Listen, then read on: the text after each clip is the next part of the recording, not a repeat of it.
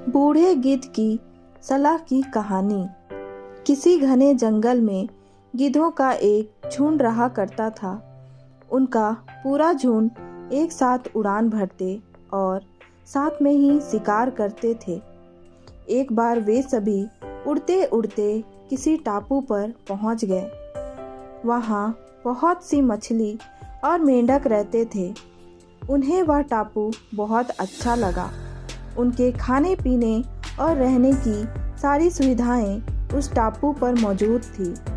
सभी गिद्ध उसी टापू पर रहने लगे। अब उन्हें शिकार के लिए कहीं जाना भी नहीं पड़ता था। सभी बिना किसी मेहनत के भरपेट भोजन करते और उस टापू पर आसानी से जीवन जीने लगे। उसी झुंड में एक बूढ़ा गिद्ध भी रहता था। वह बूढ़ा गिद्ध यह सब देखकर बहुत परेशान रहता था। उसे अपने साथियों की आलस भरी दशा देखकर चिंता होने लगी। वो सभी गिद्धों को कई बार चेतावनी भी देता कि मित्रों, हमें फिर से शिकार के लिए उड़ान भरनी चाहिए ताकि हम अपना शिकार करने की कला को और भी मजबूत बनाए रख सके। अगर ऐसे ही आलस करेंगे तो एक दिन हम शिकार करना तक भूल जाएंगे।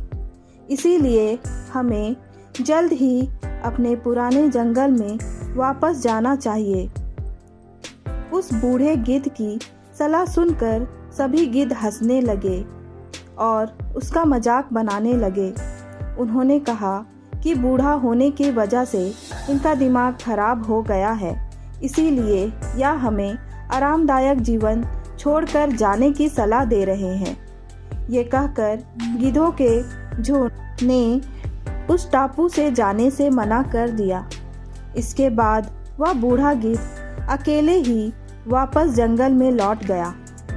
कुछ दिनों के बाद उस बूढ़े गिद्ध ने सोचा कि बहुत समय हो गया है, चलो उस टापू पर जाता हूँ और वहाँ पर अपने सगे लोगों और दोस्तों से मिलकर आता हूँ।